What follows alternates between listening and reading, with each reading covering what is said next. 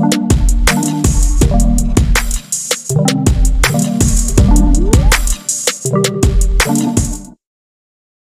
famille, encore une fois, très content de vous retrouver dans cette nouvelle vidéo sur le logiciel QGIS. Et aujourd'hui, nous allons voir aussi un certain nombre de points qui font partie des manipulations de base. Ce sont des manipulations qui reviennent pratiquement sur tous les projets, chaque fois quand vous avez affaire avec le logiciel. Aujourd'hui, ce que nous allons voir, c'est comment sélectionner les données. Il y a tellement de manières de sélectionner les données, mais souvent, les gens sont concentrés uniquement sur une seule manière de sélectionner les données. Alors que souvent, en fonction de ce que vous voulez faire, il y a des manières qui peuvent vous permettre d'être plus rapide ou bien disons plus efficace sur vos données. Donc nous allons voir ces quelques manières de sélectionner des données sur cette couche d'Himalaya. À savoir aussi que dans le logiciel QGIS, pour sélectionner les données, vous pouvez vous rentrer dans plusieurs parties pour sélectionner des données. Par exemple, pour quelqu'un qui peut directement venir au niveau de la barre des outils, dans la barre des outils, il y a déjà l'outil qui permet de faire la sélection des données. Oui, quand vous cliquez ici, ou bien vous cliquez dans la petite fenêtre à côté, quelques manières de sélectionner les données. Également, quand vous rentrez aussi dans la table attributaire aussi, vous cliquez sur la couche, vous venez au niveau de la table attributaire, ouvre la table d'attributs. Là aussi, il y a les données et en haut, il y a des manières de sélectionner les données. Également aussi, ce n'est pas fini. Quand vous venez également dans la partie édition, au niveau de sélectionner, là aussi, il y a les manières de sélectionner les données. Et justement, c'est cette fenêtre-là que nous allons explorer ici. Vous voyez qu'il y a plusieurs manières. On dit sélectionner les données, sélectionner avec le polygone, ou bien à main levée, ou bien avec un rayon, ou bien par des entités, ou bien en utilisant des expressions. Voilà quelques manières de sélectionner les données. Il y a aussi d'autres manières encore qui ne sont même pas là. Par exemple, la sélection par localisation qui ne figure pas ici aussi, qui sur certains projets peut être très efficace pour sélectionner les données. Donc, comme je l'ai dit tout de suite, pour sélectionner les données, on va voir la première manière là, ça c'est la manière la plus utilisée même, la manière la plus courante. Quand vous cliquez sur sélectionner les données, là vous venez seulement et vous cliquez. Vous voyez que dès que nous cliquons, attendez, je vais activer la couche, voilà.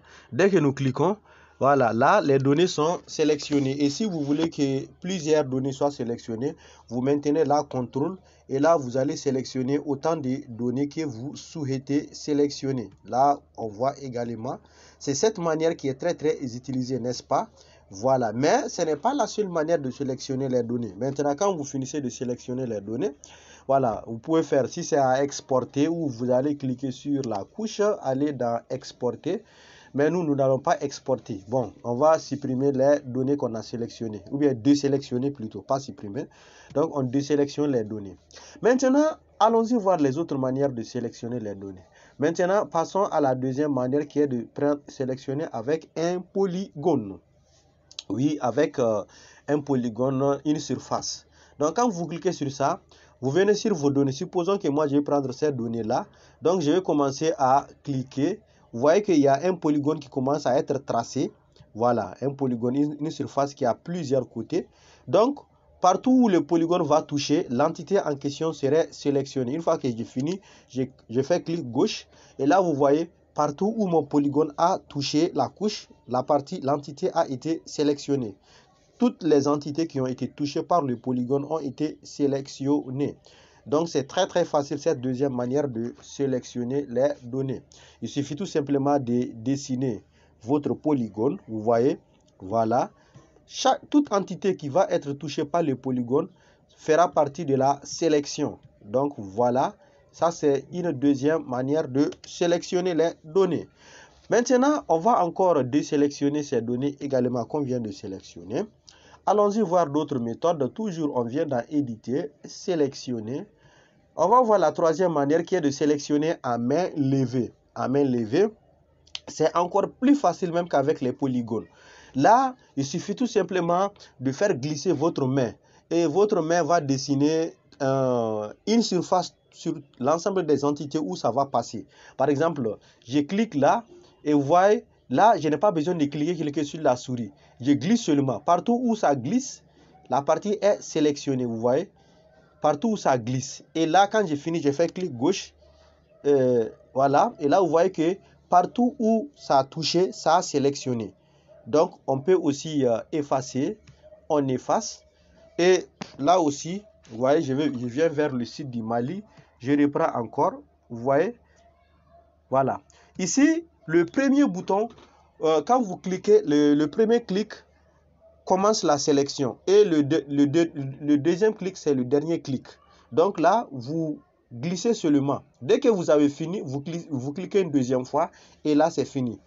Partout où le polygone, ou pas le polygone, le tracé à toucher va être sélectionné. Vous voyez carrément que cette deuxième manière de sélectionner est vraiment plus facile que sélectionner même les données par polygone. Moi, j'aime beaucoup sélectionner les données de cette manière où il suffit tout simplement de faire glisser la main et là, je prends tout ce qui m'intéresse et je clique une deuxième fois et là, voilà, partout où le tracé à toucher a été sélectionné. Donc, allez, continuons à exploiter nos différentes techniques de sélection des données. On va maintenant prendre la sélection avec un rayon. Là, vous allez utiliser un rayon de recherche et à travers le rayon là, par exemple, je mets le centre du rayon dans un point quelconque. Je peux mettre ça ici.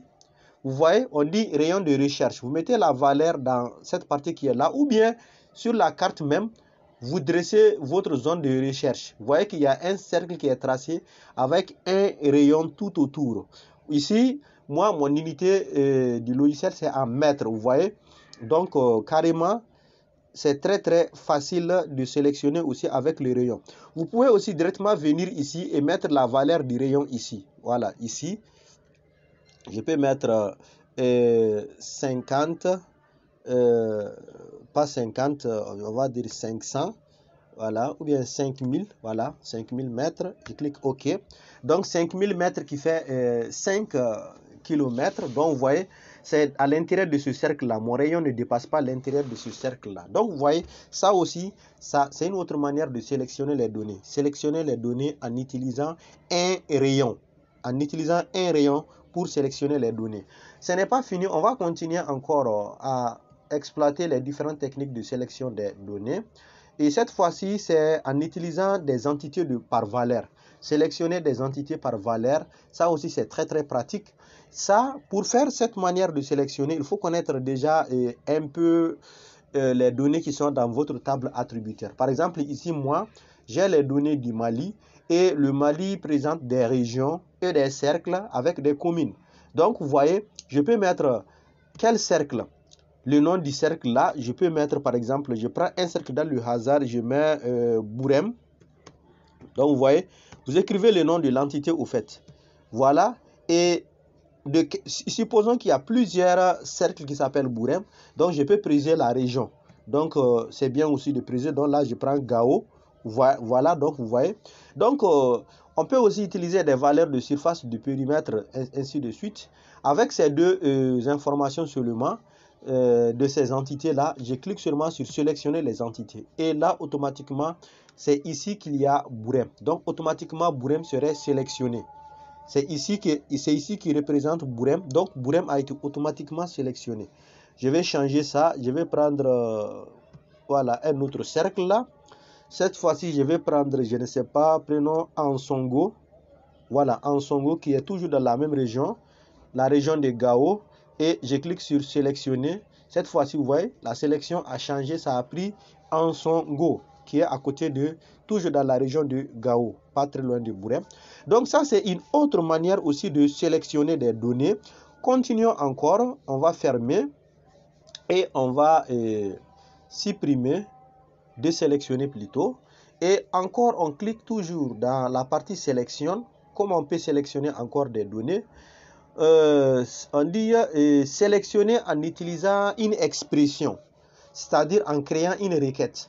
Par exemple, Bourem que j'ai sélectionné, je peux par exemple ici créer une requête. Donc pour créer la requête, je vais prendre champ et valeur.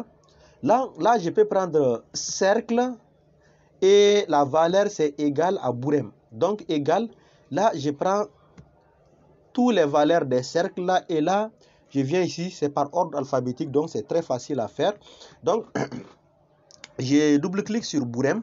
Donc, cercle égale Bourem, ça c'est une requête, autrement dit, une expression. Donc, c'est l'expression là qui va être... C'est l'expression là que le logiciel va considérer pour faire la sélection. Donc là, il suffit tout simplement de cliquer aussi sur sélectionner les entités. Et quand je reviens sur la carte, vous voyez également que le même cercle Bourem que j'avais sélectionné précédemment, d'une autre manière, cette fois-ci avec aussi une expression, a été sélectionné. Vous voyez? Donc c'est très facile. Voilà, je peux aussi faire beaucoup de choses. Voilà, ou bien je peux cliquer, sélectionne-moi la région. Voilà, tous uniques, la région de Gao. Voilà, partout où l'entité A pour région Gao serait sélectionnée. Et là, quand je clique sur sélectionner, attention, il y a une erreur. Donc, on va écrire ici région égale Gao sélectionné. Voilà, là c'est correct. Vous voyez, toute la région de Gao a été sélectionnée. Dans la région de Gao, il y a ce cercle-là, Bourem, qu'on a sélectionné.